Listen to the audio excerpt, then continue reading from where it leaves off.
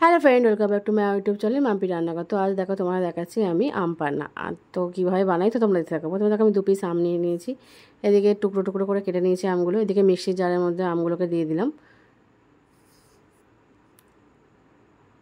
এদিকে দেখো অল্প পরিমাণে কিছু পুদিনা পাতা নিয়ে নিয়েছি, এদিকে ভাজা মশলা করে নিয়েছি, মৌরি, শুকনো লঙ্কা, তেজপাতা। এদিকে দেখো আম আর পুদিনা পাতা হচ্ছে বেটে নিয়েছি মিক্সিং জারে। এবার আমি একটা কড়ার মধ্যে 3 কাপ জল দিয়ে দিলাম আর 4 চামচ কি 5 চামচ চিনি দিয়ে দিলাম। তো তোমরা দেখতে থাকো আমি কিভাবে বানাই। তো দেখো জল আর চিনি একসাথে, চিনি গুলে গেছে, জল ফুটে গেছে। এবার আমি মশলাটাও দিয়ে দিলাম, ভাজা মশলা যেটা রেখেছিলাম সেটাও দিয়ে দিলাম 2 চামচের মতো। এইদিকে দেখো আম আর পুদিনা পাতা যেটা বেটে রেখেছিলাম সেটাও আমি এর মধ্যে দিয়ে দিলাম, দিয়ে একসাথে আমি মিশিয়ে নেব। নিয়ে এবার আমি ফুটতে দেবো, ফোটা অবধি আমি অপেক্ষা করব। তো তোমরা দেখতে থাকো। তো দেখো ফুটে গেছে। এবার আমি একটু অল্প পরিমাণে গোলমরিচের গুঁড়ো দিয়ে দিলাম, অল্প পরিমাণে একটু চাট মশলা দিয়ে দিলাম, সামান্য পরিমাণে একটু হজমলার গুঁড়ো দিয়ে দিলাম। দেখো ভালো করে আমি মিশিয়ে নেব সব কিছু একসাথে।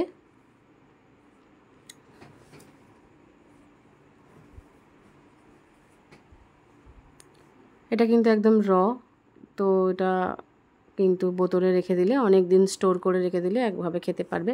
যখনই পিপাসা মিটবে তখনই, শুধু জল খেতে ভালো না লাগলে 1 চামচ করে মিশিয়ে খেয়ে নিলেই পিপাসা কিন্তু মিটে যাবে, আর খুবই দুর্দান্ত স্বাদের খেতে হয়। তো দেখো 2 প্যাকেটের মতো আমি জলজিরার গুঁড়োও দিয়ে দিলাম। আমি 2 প্যাকেট দিলাম, তোমরা চাইলে আর একটু বাড়িয়ে কমিয়ে নিতে পারবে। তো দেখো আর একটু আমার জাল দিতে লাগবে, তারপর ব্যাস্ট হয়ে যাবে। এবার একটা বোতলে ভরে কিন্তু অনেক দিন স্টোর করতে পারবে, ফ্রিজের মধ্যে রেখে দিলে যখনই পিপাসা পাবে তখনই যে যতটা পরিমাণে নেবে ততটা পরিমাণে নিয়ে জলের সাথে মিশিয়ে খেয়ে নিতে পারবে।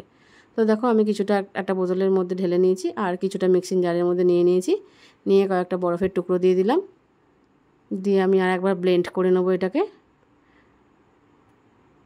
এবার দিকে দেখো যে ভাজা মশলাটা করে রেখেছিলাম, সেই ভাজা মশলাটার মধ্যে একটু গ্লাসটা দিয়ে এরকম করে নিচ্ছি, জাস্ট দেখতে সুন্দরের জন্য। এটা তোমরা চাইলেও করতে পারো, না চাইলে না করতে পারো।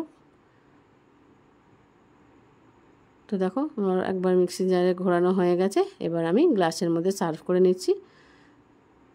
তো আমার এই আম পান্না রেসিপিটা আপনাদের কেমন লাগলো? ভালো লাগলে একটা লাইক, কমেন্ট, শেয়ার, সাবস্ক্রাইব করে দেবে। নতুন বন্ধু হলে পাশে থাকবে। এরকম নিত্য নতুন ভিডিও দেখতে হলে আমার চ্যানেলটাকে অবশ্যই সাবস্ক্রাইব করে দেবে। দেখা হবে যে কোনো ভিডিওতে। ততক্ষণে তোমরা দেখতে থাকো, আমার চ্যানেলটাকে সাবস্ক্রাইব করতে থাকো, আর একটা কমেন্টে অবশ্যই জানাতে থাকো যে তোমাদের রেসিপিগুলো কেমন লাগছে, আর কে কী যদি কোনো রেসিপি দেখতে চাও সেটাও আমাকে জানিও। তো দেখো কত সুন্দর দেখতে লাগছে, খেতেও কিন্তু খুবই সুন্দর হয়েছে। গরমের দিনে 1 গ্লাস খেয়ে নিলেই কিন্তু পিপাসা মিটে যাবে। তো তোমরা দেখতে থাকো, একটা কমেন্টে জানিও। Thank you very much.